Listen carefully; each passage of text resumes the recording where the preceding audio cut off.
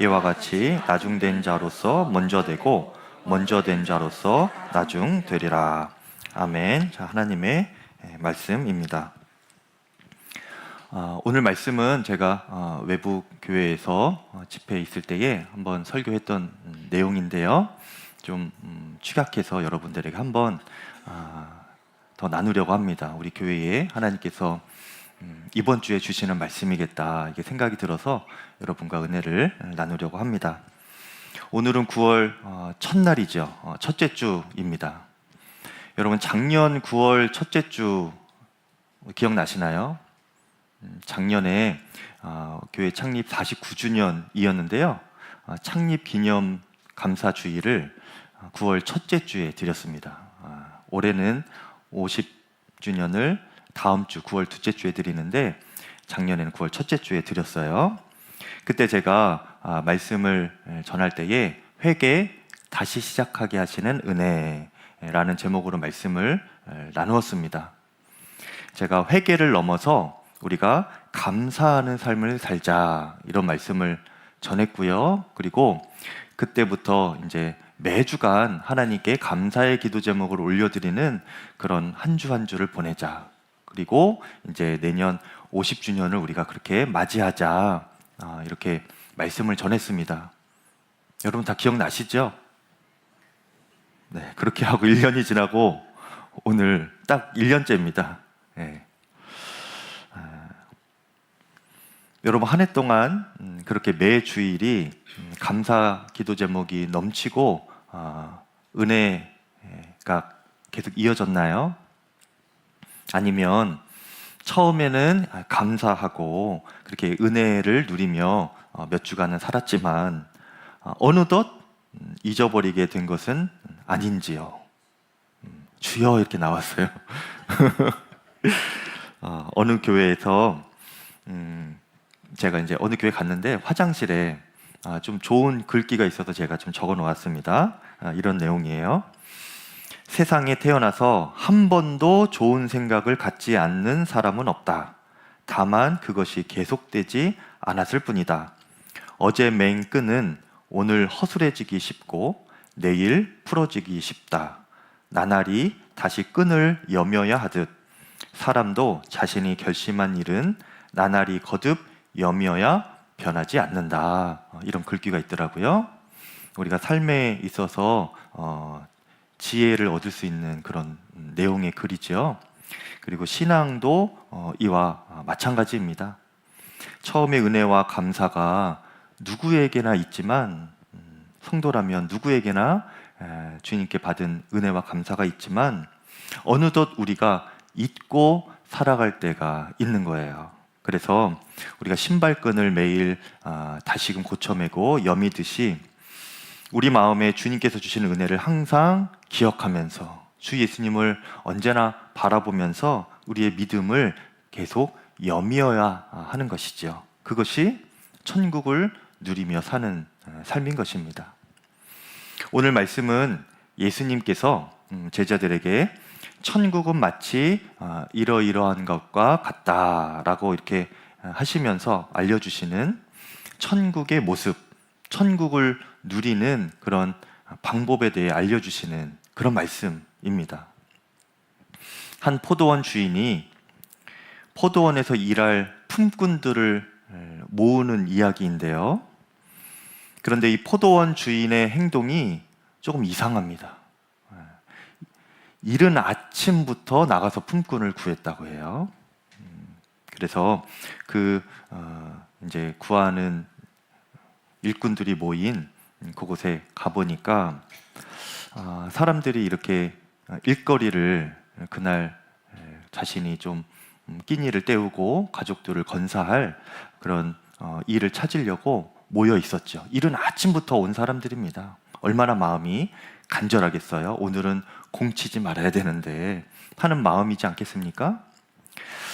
그 포도원 주인이 그런 사람들을 본 거예요. 그래서 우리 포도원에서 일 좀 합시다. 그러면서 제가 한 데나리온을 주겠습니다. 그렇게 일꾼들을 모았습니다. 여기까지는 이상한 점이 없어요. 그런데 아침 일찍 그렇게 포도원 일꾼을 구하고 나서 또 아침 9시에 나가서 또 일꾼을 구하는 겁니다. 그리고 오후 12시가 되어서도 또 일꾼을 구하러 나가는 거예요. 그래서 거기 모여있는 사람들을 또 포도원으로 불러들입니다. 그렇게 3시에도 오후 3시에도 나가서 일꾼들을 모아왔고요. 심지어는 오후 5시 그때도 나가서 이 포도원에서 일할 일꾼들을 이렇게 고용합니다. 이 부분을 김동호 목사님, 요즘에 날마다 새로운 기막힌 새벽, 날기새로 유명하시죠. 목사님이 이렇게 해석을 하셨어요. 이만하면 이 포도원 주인이 돈 벌려고 하는 것이 아니라 돈 주려고 포도원을 운영하는 것 같습니다 라고 그렇게 해석을 하시더라고요. 근데 저도 그 말을 듣고 참 마음에 동의가 되었습니다. 하나님 나라가 이와 같기 때문에 그래요. 세상은 나의 이익을 위하여서 고용을 하지만 하나님 나라는 타인의 이익을 위하여서 고용하는 곳이라는 거예요. 나보다 다른 사람을 먼저 배려하는 곳, 그리고 이기심보다 이타심이 더 많은 곳이 천국이라는 것입니다. 우리가 이 진리를 가장 가까운 곳에서 경험할 수 있는데 바로 가정입니다. 가정. 여러분, 가정이 작은 천국이라고 하죠. 여러분, 작은 천국에 살고 계시죠? 네. 그런데 이 가정이 진정으로 천국 같은 가정 되려면 어떻게 해야 되는가? 가정의 최소 단위인 이 부부가 먼저 그렇게 서로를 위하여서 살아야 합니다. 나만을 위하여 사는 것이 아니라 상대방을 위하여서 사는 거예요. 한 목사님, 저와 함께 동역했던 목사님께서 결혼을 하실 때에 저에게 그런 말씀을 해주셨어요. 결혼하니까 이제 기분이 어떠시냐, 좀 어떤 마음이 드시냐. 저는 이제 총각이었거든요. 먼저 결혼하시는 입장에서 어떠시냐. 그 목사님이 저에게 해주신 말씀이, 나는 이제 결혼할 상대자, 그 배우자를 행복하게 해주는 사람이라고 생각하고 이렇게 결혼을 한다라고 하시는 거예요. 그러니 그 결혼 생활이 얼마나 행복하겠습니까, 여러분? 그렇죠? 제가 저 마음으로 결혼을 해야 되는구나, 그렇게 깨닫게 되었습니다. 여러분, 이렇게 부부가 서로를 위하여서 내가 당신을 행복하게 해주는 사람입니다, 이런 고백하는 마음으로 살아간다면 이 가정이 얼마나 천국 같겠습니까? 당신은 어디를 가기 원하시나요? 당신은 무엇을 먹기 원하시나요? 당신은 무엇을 하기 원하시나요? 이렇게 물으면서 이걸 서로가 서로 이렇게 하는 거예요. 얼마나 행복한 가정입니까? 그런데 서로가 상대방을 향하여서 당신이 나를 위하여서 좀 살아주십시오, 그렇게 한다면 그때부터 지옥의 문이 열리는 거죠. 여러분, 우리 함께 연습해 볼까요? 나는 당신을 행복하게 해주는 사람입니다. 네, 그래요. 우리는 서로를 행복하게 해주는 사람이 되어야 하는 것입니다. 그럴 때 가정 안에 천국을 누리게 되는 것이고요. 교회도 마찬가지입니다. 잘 되는 교회는 어떤 교회냐? 내가 없고 너와 우리가 있는 교회가 행복한 교회예요. 부흥하는 교회죠. 이기심보다 이타심이 많은 교회가 좋은 교회인 것입니다. 제가 첫 목회를 전남 곡성에 있는 7번 교회에서 했죠. 제가 여러 번 말씀드렸죠. 여기서 목회 안 했으면 제가 설교를 어떻게 할 뻔했는지, 그것에서의 또 은혜가 많습니다.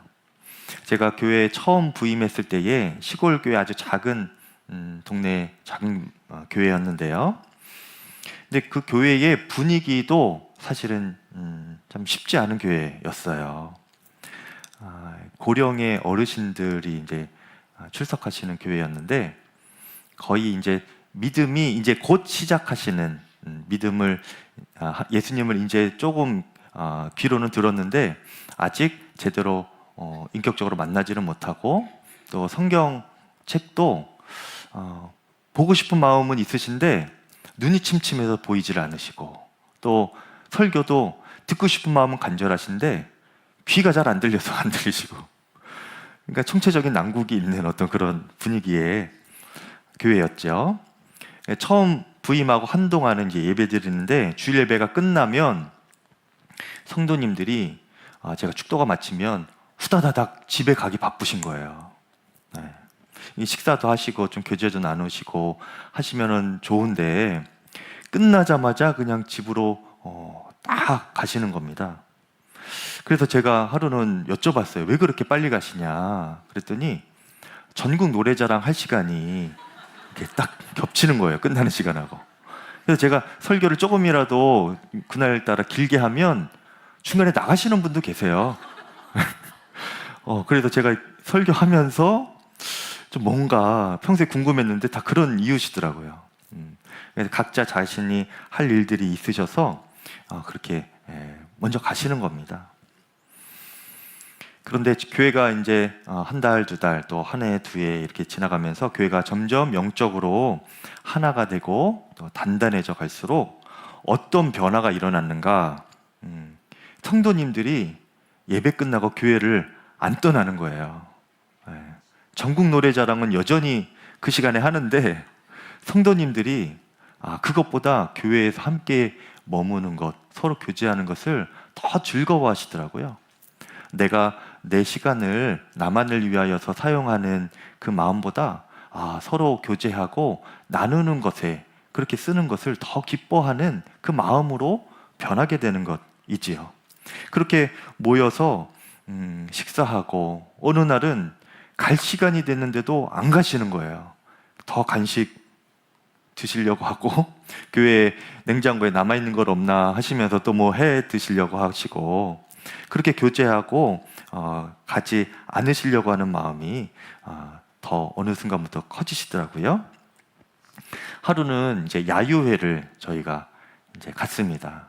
광주에 있는 무등산으로 이제 저희가 갔는데 다들 즐거워하셨어요. 버스 한 대 대절해서 버스도 거의 반은 비었죠. 뭐 저희 성도님들 타도 널찍하게 아주 그냥 잘 다녀왔습니다. 가고 이제 오는데 이제 어르신들이라 또 그렇게 즐겁게 다녀와도 빨리 쉬셔야 돼요. 안 그러면 이렇게 좀 마음이 불편해지십니다. 몸이 피곤하면 사람이 그렇잖아요. 짜증이 나고. 그러니까 제가 매주 겪어보니까 그것을 이제 알겠는 거예요. 그래서 이제 성도님들 이 기분 그대로 집에 잘 모셔드려야겠다 했는데 왠지 모르게 모두의 마음에 한 가지 이렇게 걸리는 것이 있는 거예요. 그것은 무엇이냐면 성도님 중에 한 성도님이 같이 못 가셨거든요. 그런데 그 성도님이 그 전주부터 굉장히 아프셔서 병원에 입원을 하셨습니다. 같이 가고 싶었는데 그분 같이 못 가서 서로가 이제 아쉬운 마음이 조금씩 있으신 거예요. 눈치를 보니까. 그래서 제가 어떻게 그 성도님 병원에 한번 가보시겠냐 이렇게 넌지시 물어봤더니 다들 그렇게 하자는 거예요.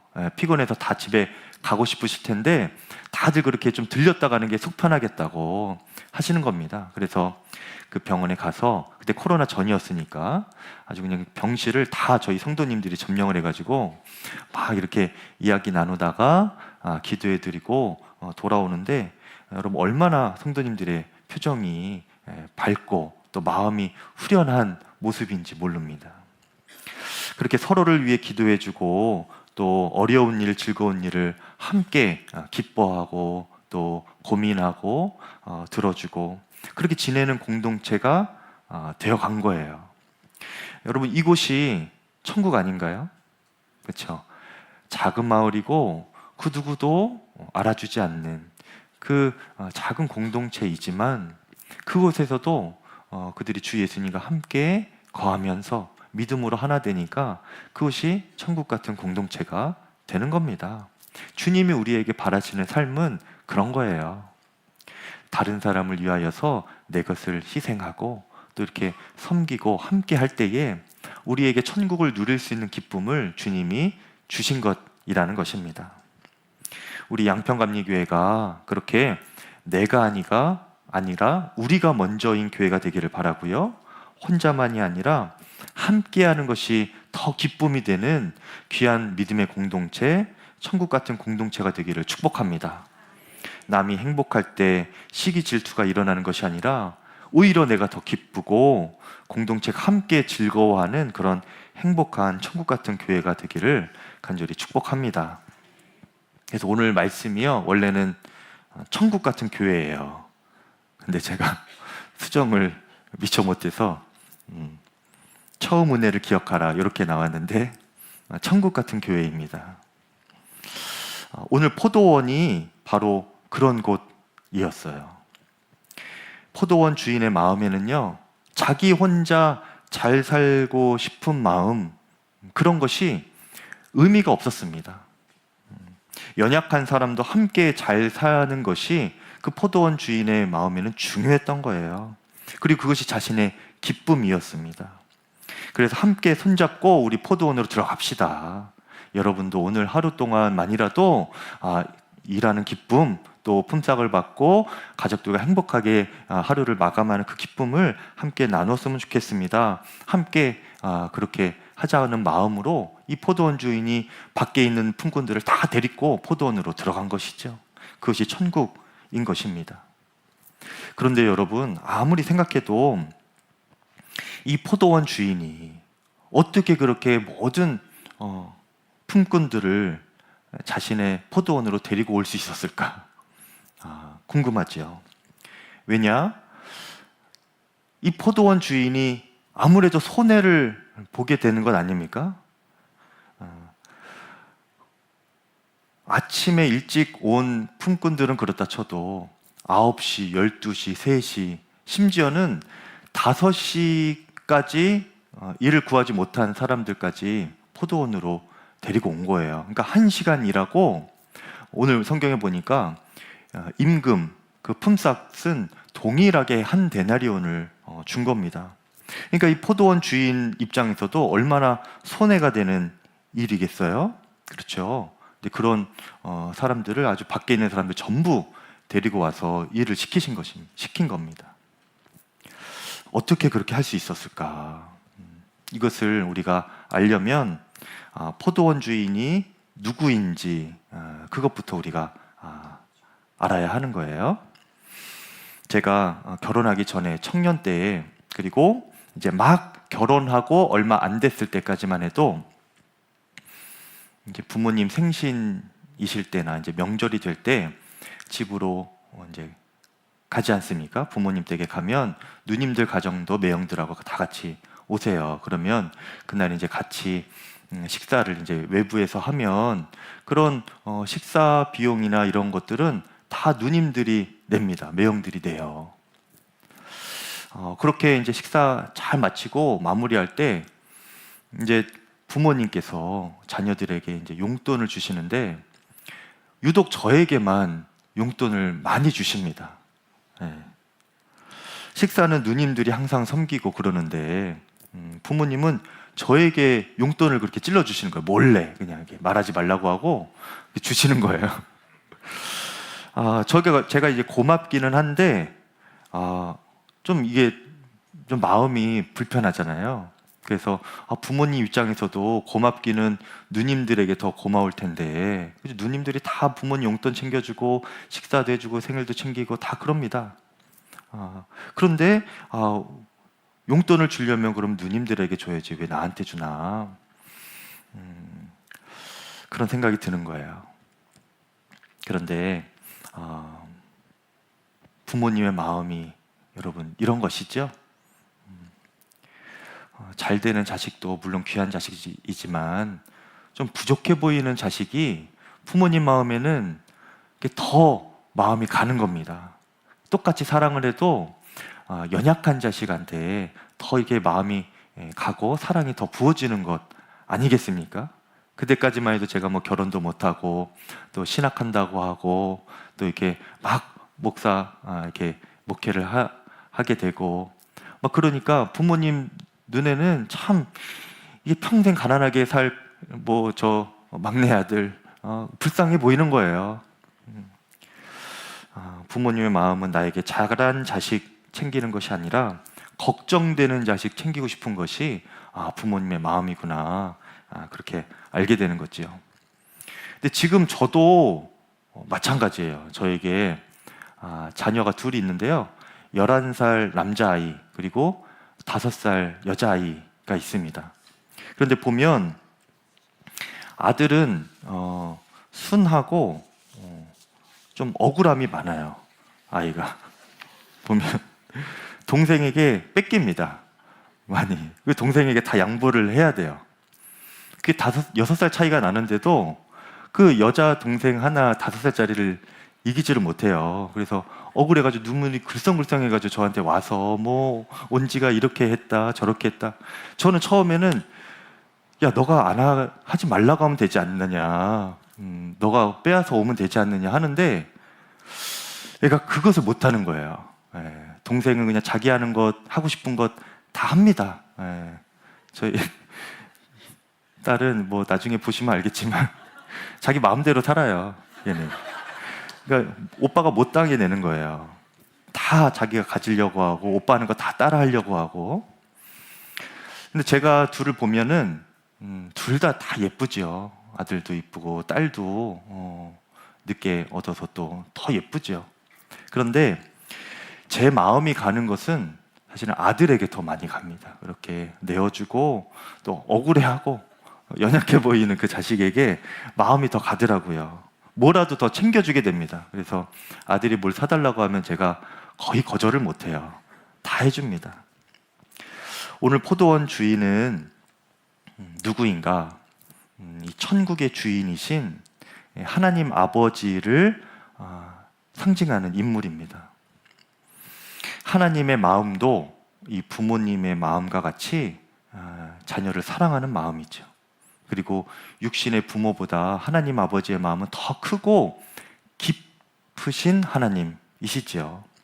그래서 하나님은 아버지의 마음으로 우리 모두를 사랑하십니다. 그런데 그 가운데 연약한 이들, 어려운 이들, 고아와 가부 같은 이들 더 특별히 돌보시고 사랑하시고 감싸시는 거예요.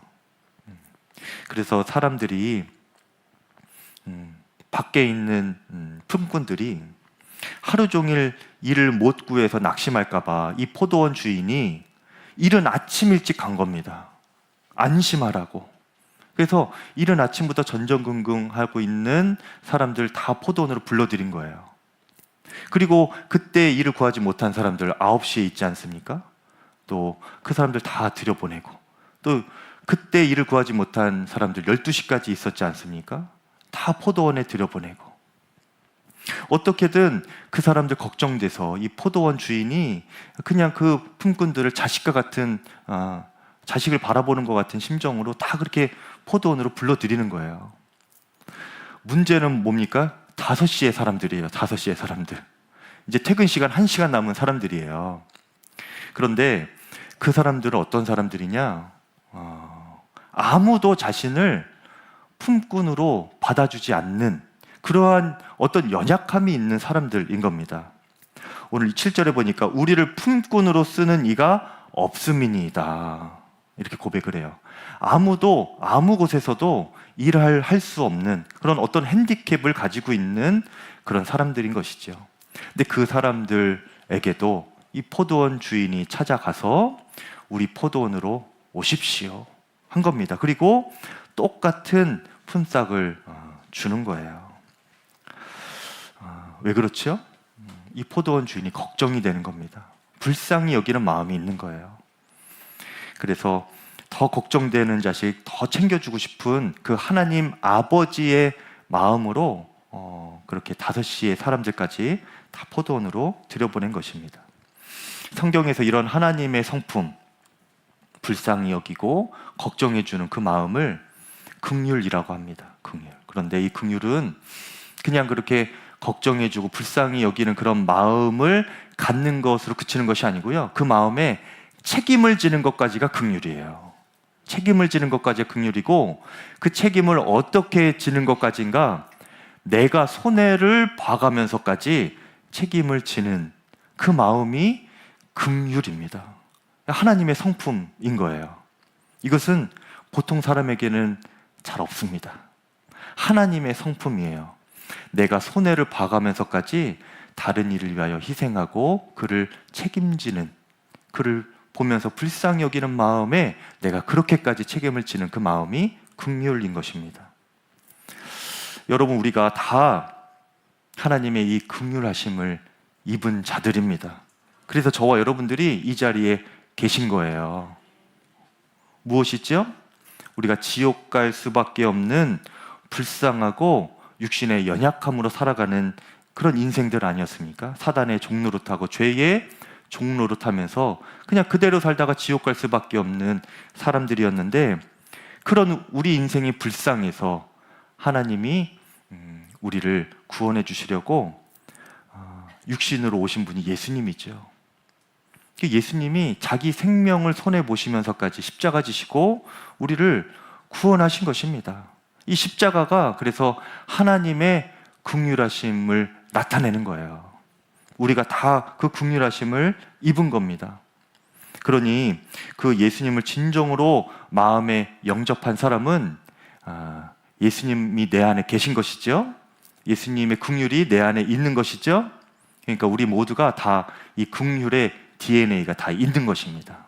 여러분도 다 그냥 예전에는 이 긍휼하심이 없었지만 예수님을 믿고 영접한 순간부터는 긍휼한 마음이 있어요.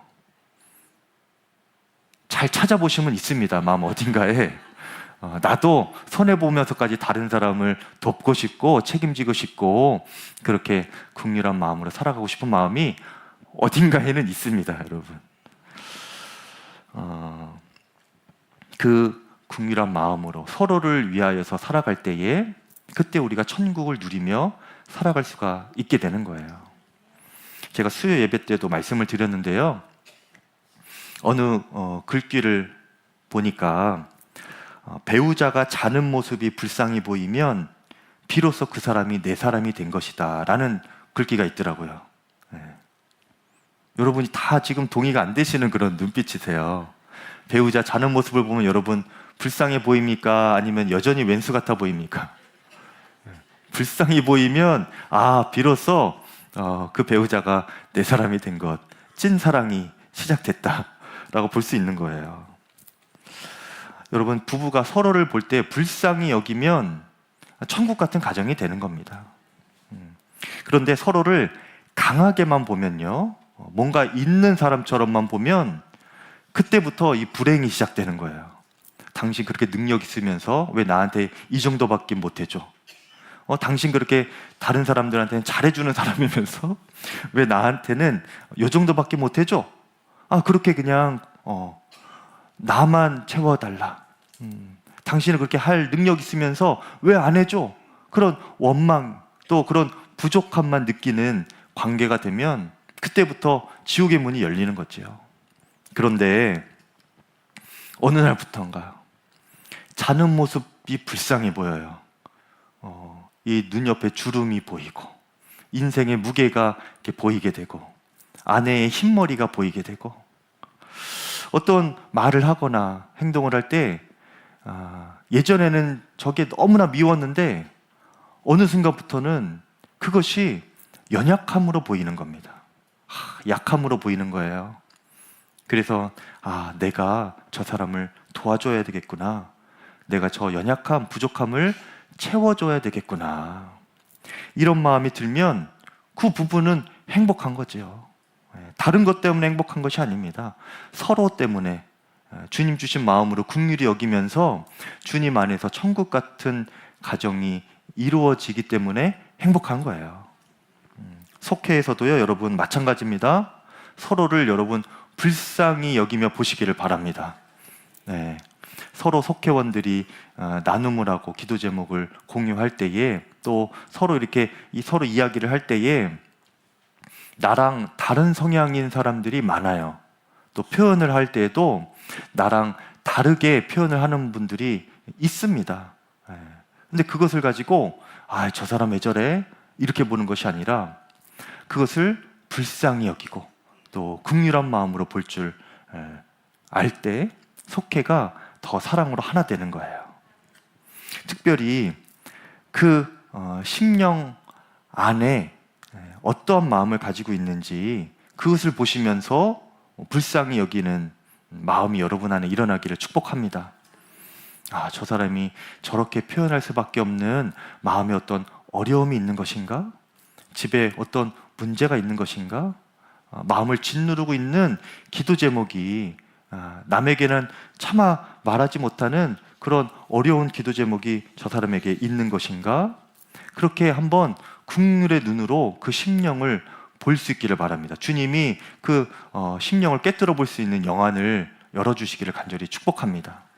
그러면 나눔이 되는 겁니다. 기도 제목이 나누어지게 되고 그 기도 제목이 나의 기도 제목으로 붙잡아지게 되는 거예요. 진심으로 그를 위하여서 기도하게 되는 겁니다. 그럼 속회가 부흥하는 거죠.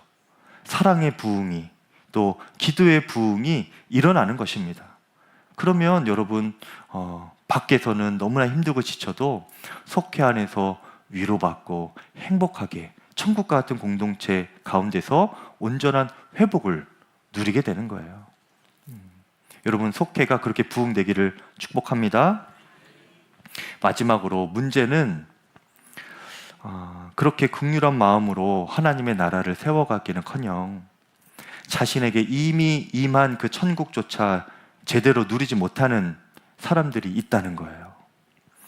본문에 보면 그렇게 정말 아버지 같은 그런 좋은 포도원 주인을 만나서 모든 품꾼들이 행복한 하루를 그렇게 일하면서 보냈지만 나중에 보니까 그 가운데서 원망과 불평을 하는 자가 생기는 거예요. 바로 아침 일찍부터 나와서 일한 그런 사람들입니다. 그 사람들이 하루 종일 일을 하고 품삯을 나누어 줄 때 보니까 5시에 온 사람도 한 데나리온을 받고 자신도 아침 일찍부터 저녁까지 일했는데 한 데나리온을 받는 거예요. 그것을 보고 이 사람들이 화가 났습니다. 그리고 주인에게 불평하면서 따지지요. 11절에 받은 후 집 주인을 원망하여 이르되 라고 말했어요. 당신은 왜 일찍 온 우리와 저 1시간 전에 온 저 사람들과 같은 품삯을 줍니까? 이게 말이 됩니까? 원망하면서 불평을 하지요. 그때 포도원 주인이 이렇게 말합니다. 15절 16절인데 제가 쉬운 성경으로 읽어드릴게요. 거기가 좀 더 표현이 잘 나와 있는데 이렇습니다. 내 것을 가지고 내 뜻대로 하는 것이 무슨 잘못입니까? 내가 자비로운 사람이라서 당신의 눈에 거슬리는 것입니까? 그러므로 꼴찌가 첫째가 되고 첫째가 꼴찌가 될 것이다. 여러분 하나님의 자비와 긍휼을 진정으로 아는 것이 우리가 하나님 나라 천국을 살아갈 수 있는 비밀인 것입니다. 이것을 모르면 반전이 일어나는 거예요. 여러분 우리 모두는 하나님의 크신 자비와 긍휼하심을 입고 살아가는 사람들입니다. 그렇죠? 여러분 십자가가 그 증거라고 했죠. 우리는 다 그렇게 십자가 하나만으로도 충분히 만족하고 행복할 수 있는 사람들인 거예요. 그래서 우리들이 다 예수님 믿었을 때에 영접했을 때 다 천국을 경험하지 않았습니까? 그런데 그렇게 천국으로 시작했다가도 점점 그 천국과 멀어지게 되는 사람들이 있습니다. 그렇게 되는 이유는요, 처음에 감사, 또 처음에 받은 은혜, 이것을 기억하지 못해서인 거예요. 여러분 지금도 십자가로 충분히 만족하고 감격하십니까? 그것으로 충분하십니까? 다른 사람이 어떻게 살더라도, 다른 사람이 어떤 은혜를 받고 어떻게 더 잘 사는 것 같아도 나는 주 예수님으로 충분합니다. 예수님 십자가 긍휼로 내가 받은 사랑이 이미 넘칩니다. 이런 만족함으로 여러분 여전히 살아가고 계신가요? 그러면 여러분 그 어디나 천국인 거예요. 그런데 그것을 어느 순간 잊어버리고 사람이 보이고 비교가 되고 환경이 보이게 되면 그것으로 우리가 불평이 일어나죠.